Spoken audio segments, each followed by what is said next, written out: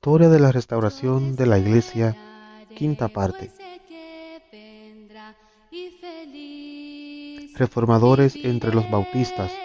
La pregunta sobre la inmersión. La pregunta sobre el bautismo surgió muy pronto después de que los Campbell habían aceptado el postulado de la restauración. Cuando Thomas Campbell presentó la declaración y mensaje a la Asociación Cristiana de Washington en 1809, Andrew Munro dijo que si practicaban solamente lo que estuviera ordenado expresamente en el Nuevo Testamento, no podrían rociar infantes. Aparentemente Thomas Campbell había hecho a un lado la pregunta. Sin embargo, esta continuó suscitándose. Cuando Alexander Campbell estaba discutiendo la restauración con un ministro presbiteriano de nombre Riddle, le fue dicho que a pesar de lo bueno que fuera el postulado de la restauración, al final lo llevaría a convertirse en un bautista. Campbell estaba preocupado porque no podía encontrar un mandamiento en el Nuevo Testamento o ejemplo para el bautismo de infantes, de manera que se dedicó aproximadamente un año a leer tratados a favor de tal práctica. El resultado, reportó, fue indignación por sus suposiciones y razonamientos engañosos, y se tornó al estudio del griego del Nuevo Testamento sin encontrar nada que quitara sus dudas. Cuando Alexander Campbell habló a su padre sobre el bautismo, Thomas admitió que en el Nuevo Testamento no había mandamiento expreso o precedente para el rociamiento de infantes, pero él se oponía a ser rebautizado e insistía que no era necesario para los cristianos salir de la iglesia y vaciarse de Cristo, solamente para poder hacer una nueva profesión de fe por la inmersión. Por un tiempo Alexander sostuvo el punto de vista de su padre, pero después de su matrimonio con Margaret Brown y el nacimiento de su primer hijo en 1812, él estudió el tema de nuevo. Concluyó que el rociamiento no era el bautismo del Nuevo Testamento y que por lo tanto él era entonces de hecho una persona no bautizada y por lo tanto no podía en buena conciencia predicar a otros lo que él mismo no había obedecido. El 12 de junio de 1812, Alexander Campbell y otros 7 fueron sumergidos, incluyendo a Thomas Campbell, por Matías Luz, un ministro bautista. Digno de mencionarse es que Alexander rehusó someterse al examen bautista común en cuanto a que sí era un buen candidato para el bautismo. Por el contrario, él insistió que el bautismo debería ser seguido de una simple confesión de fe en Cristo. Es de notarse que después de su decisión a ser sumergido, su función de líder se incrementó notablemente en el movimiento. Desde ese entonces, Thomas Campbell con frecuencia seguía a su hijo. La inmersión de los Campbell los separó aún más de los presbiterianos y los acercó más a los bautistas. Alexander asistió a la reunión anual de la Asociación Bautista de Redstone en 1812, pero aún no tenía la intención de unirse con los predicadores bautistas y los consideraba como pequeños hombres en oficinas grandes. Pero después que los bautistas habían hecho varias insinuaciones, los Campbell finalmente consistieron en unir la iglesia de Brush Run con la asociación de Redstone en el otoño de 1813. Sin embargo, ellos explicaron claramente que no eran bautistas típicos, habiendo presentado un documento escrito extensamente que decía que ellos se unirían con la asociación siempre y cuando ellos tuvieran la libertad de enseñar lo que aprendieran de las Santas Escrituras, a pesar de cualquier credo humano. Levadura no bautista. Los Campbell estaban destinados a permanecer 17 años entre los bautistas. Sin embargo, la unión fue muy fácil, porque había predicadores bautistas que desde un principio sintieron que los Campbell no estaban usando levadura bautista en la masa bautista. Alexander usó 3 maneras principales para abogar por una reforma entre los bautistas: sermones, debates y un boletín mensual. Sermones. La unión de la iglesia de Brush Run con la asociación de Redstone le permitió a Alexander Campbell hacer uso de muchos púlpitos bautistas. Muy pronto se convirtió en un predicador popular entre ellos, pero en algunas ocasiones sus sermones reflejaban importantes diferencias entre él y los bautistas. La mejor ilustración de esto es el famoso sermón sobre la ley presentado en la reunión anual de la Asociación de Redstone el 30 de agosto de 1916. El sermón enfatizó la distinción entre la ley de Moisés y el Evangelio de Cristo, recalcando la emancipación cristiana del antiguo pacto. Estas ideas son tan comunes ahora que no se pueden considerar una novedad, pero el sermón sobre la ley parecía tan ajeno a los bautistas en 1816 que suscitó una oposición amarga dentro de la Asociación de Redstone. Número 2. Debates. Dos veces Campbell defendió puntos de vista bautistas en debates con los presbiterianos. El primero de estos debates fue con John Walker, sostenido en Mount Pleasant, Ohio, en 1820. Influenciado por su padre, Campbell estaba indeciso en cuanto a involucrarse en tal controversia, pero una vez que el debate se había iniciado, Campbell rápidamente reveló capacidades únicas como apologeta. También se dio cuenta que el interés público en tales debates hacía de los debates una manera excelente de dar a conocer la súplica de la restauración. El tema del debate con Walker fue el bautismo, y al enfatizar la distinción entre la ley y el evangelio, lo cual él había presentado en el sermón sobre la ley, Campbell le ganó fácilmente a Walker. Pero puesto que ésta había sido una víctima bautista con argumentos no bautistas, los bautistas estaban preocupados por el futuro. El segundo debate de Campbell se llevó a cabo en Washington, Kentucky, en 1823, y su oponente fue W. L. Macalla. Campbell de nuevo argumentó en contra del bautismo de infantes al enfatizar la diferencia entre el Antiguo Testamento y Nuevo Pacto. Al discutir el diseño del bautismo, argumentó por primera vez que el bautismo otorga la promesa del perdón de pecados. A pesar de las diferencias obvias entre Campbell y la doctrina bautista, los bautistas de Kentucky estuvieron muy satisfechos con los resultados del debate de Macalla, y muy pronto Campbell logró tener muchos seguidores en este estado. Los debates con Walker y Macalla fueron publicados y la influencia de Campbell se extendía donde quiera que eran leídos. Número 3. El Bautista Cristiano. Pocos meses antes del debate contra Macalla, Campbell había iniciado la publicación de un boletín mensual, El Bautista Cristiano, el cual muy pronto fue ampliamente leído en Kentucky, Virginia, Ohio y otros lugares. El tema del periódico era una restauración del antiguo orden de las cosas. Campbell intentaba juzgar la fe y prácticas del protestantismo con los principios que su padre había formulado en la declaración y mensaje. El llamamiento a la unidad de todos los cristianos se encontraba en el Bautista Cristiano, pero el énfasis verdadero era de aprobar cualquier cosa de acuerdo al Nuevo Testamento y rechazar lo que no estuviera autorizado específicamente. El periódico era de fuerte espíritu iconoclasta, y los tres ídolos del protestantismo, los cuales buscaba destruir, eran el clero, los credos y las organizaciones. El clero era un sacerdocio avaro. Los credos ataban las mentes de las masas y eran una interferencia entre la gente y la escritura. Y tales organizaciones como las asociaciones, sínodos y sociedades misioneras eran antiescriturales que robaban a la iglesia su gloria.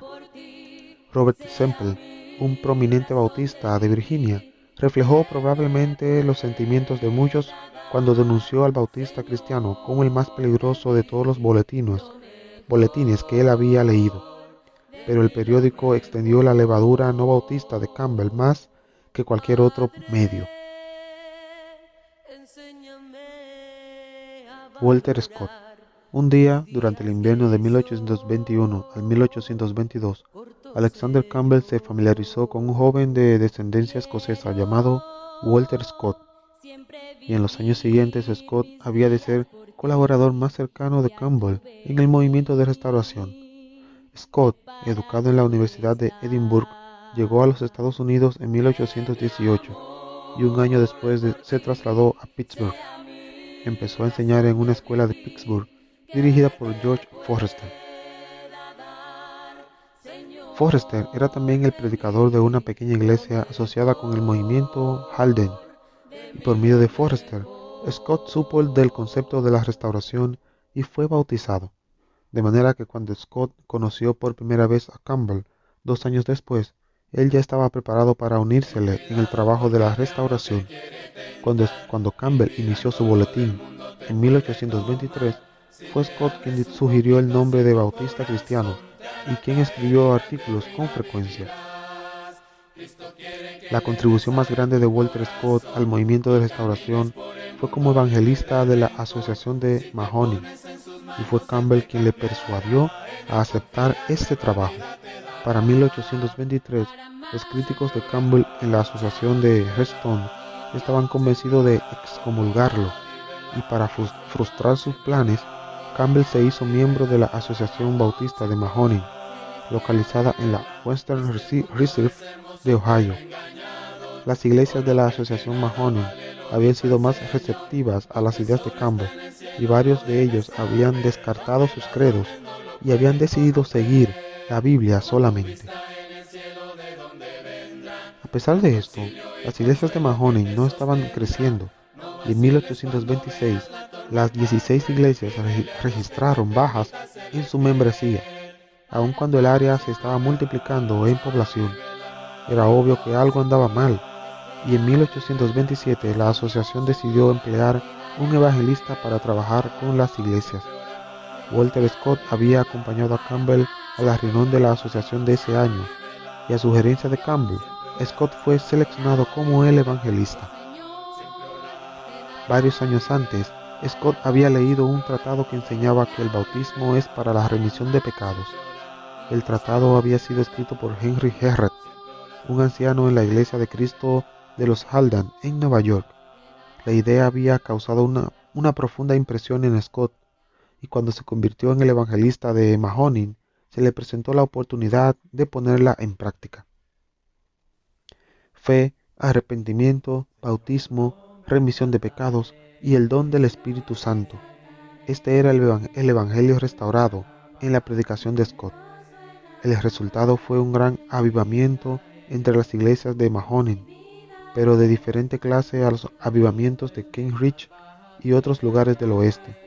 No había emocionalismo, movimientos corporales o reuniones al aire libre. Scott predicaba que cualquier persona que creía en el testimonio del Nuevo Testamento que Jesús era el Mesías podía ser sumergido para la remisión de pecados. Cientos respondieron en base a esa predicación. Cuando Alexander Campbell supo del reavivamiento en las iglesias de Mahoning, se preocupó bastante y envió a su padre para observar la obra.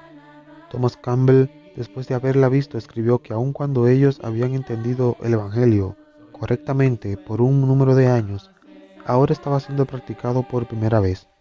Como resultado del avivamiento, la membresía total de las iglesias de Mahoning creció el doble en un año, y para 1830 la asociación se había transformado tanto que se disolvió por sí misma.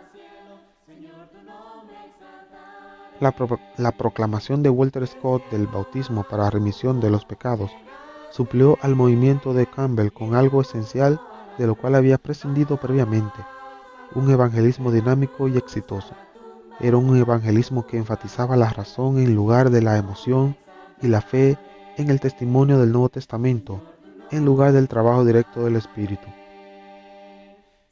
Este fue el evangelismo que puso tensas las relaciones entre los reformadores que seguían a Campbell y los bautistas hasta el punto de rompimiento. Posteriormente, Walter Scott hizo muchas otras contribuciones al movimiento de restauración. Predicó por 30 años y con frecuencia lo hacía con una elocuencia que pocos podían igualar. Editó varios boletines, incluyendo El Evangelista.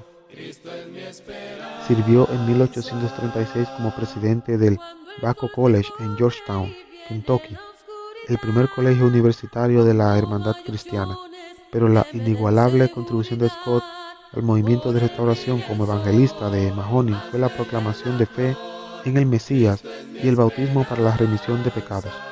Scott creía que en eso consistía el evangelio restaurado.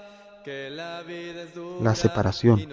La creciente tensión entre los reformadores que seguían a Campbell y los bautistas condujo a los dos grupos al punto de separación entre 1827 y 1830. En realidad, la separación fue un proceso gradual que había empezado con anterioridad. Como se puede recordar, en 1823, la Asociación de Redstone había planeado excomulgar a Campbell, excepto que él había frustrado los planes al hacer su cambio a la Asociación de Mahoney.